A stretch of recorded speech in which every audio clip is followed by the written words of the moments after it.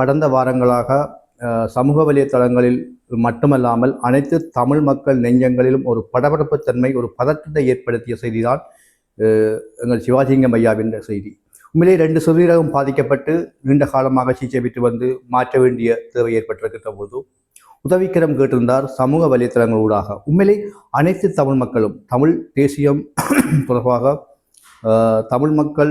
அனைத்து தமிழ் மக்களும் நிறைய உதவிகள் செய்வதற்கு முன்வந்திருக்கின்றார்கள், செய்திருக்கின்றார்கள். உண்மையிலே அவர் இன்னொரு காணொலியை வெளியிட்டிருக்கின்றார். செய்த அத்தனை உதவிகளுக்கும், உதவி செய்த அனைத்து தமிழ் மக்களுக்கும் நன்றி சொல்லி தனக்கு சிகிச்சைக்கு போதுமான நிதியை மட்டும்தான் தான் கேட்டதாகவும், மேலதிகமாக சிகிச்சை வந்திருந்தால் அதை பொது தேவைகளுக்காகவும் தமிழ் தேசியம் சார்ந்த சேவைகளுக்காக பயன்படுத்துவதாக இன்று ஒரு அறிக்கை விட்டிருக்கின்றார். உண்மையிலே ஒரு வரவேற்கத்தக்க விடயம்.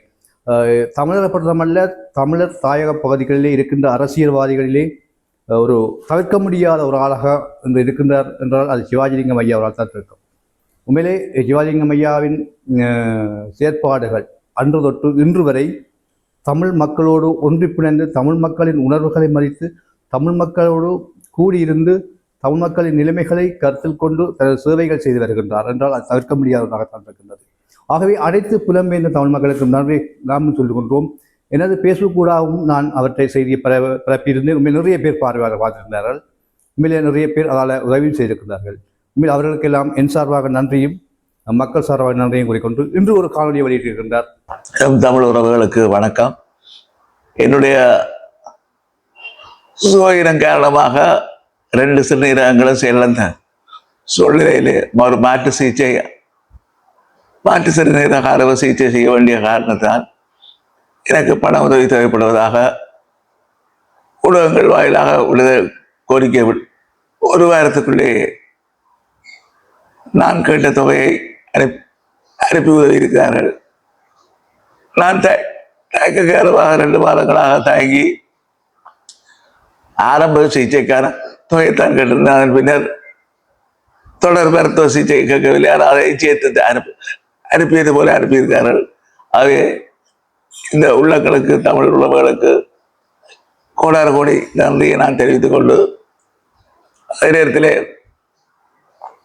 வங்கிகள் தங்களுடைய நடைமுறையை வைத்துக்கொண்டு எவ்வாறு பணம் அங்கிருந்து வந்தது, அதுக்கான காரணங்களை தருமாறும் கேட்டிருக்கிறார்கள். பொதுமக்களுக்கு எந்த விதமான சிரமம் விசாரணைகளை நான் மாத்திரம் எதிர்கொள்வதற்கு தீர்மானித்திருக்கின்றேன். பொதுமக்களுக்கு எந்த விதமான பிரச்சனையும் இருக்காது. அவ்வாறு பிரச்சனை ஏற்பட்டால் அவர்களுக்காக முகம் கொடுக்க வேண்டிய கடமை, கட்டுப்பாடு எனக்கு இருக்கிறது. அதை நீங்கள் எது பொதுமக்களை இதை பற்றி தயக்க வேண்டியதில்லை.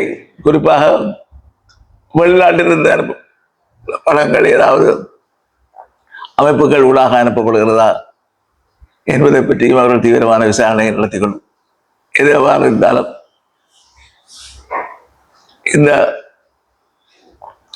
உதவி செய்த அத்தனை பேருக்கும் நன்றியை கூறிக்கொண்டு, புதிதாக இனிமேல் நீங்கள் பணத்தை திரட்டுவதற்கான முயற்சிகளிலே ஈடுபட வேண்டாம் என்று கேட்டுக்கொண்டு, இந்த பணத்தை முழுமையாக விவரங்களை வெளியிடுவேன்.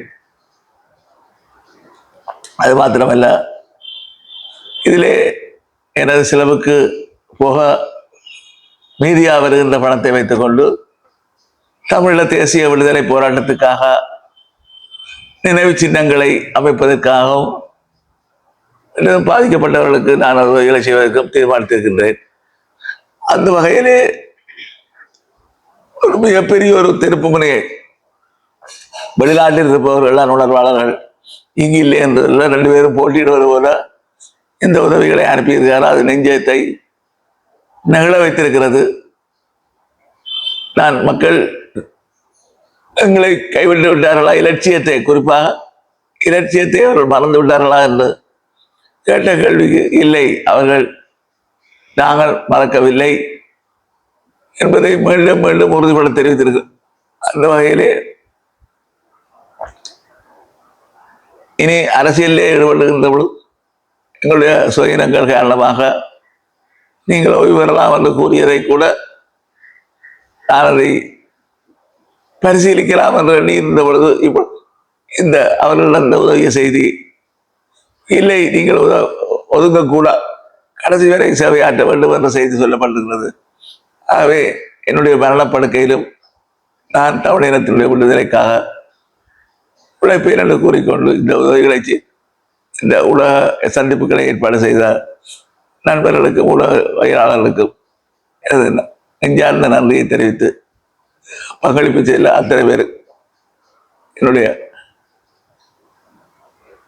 மனமார்ந்த நன்றிகளை கூறிக்கொள்ள விரும்புகிறேன். நன்றி, வணக்கம்.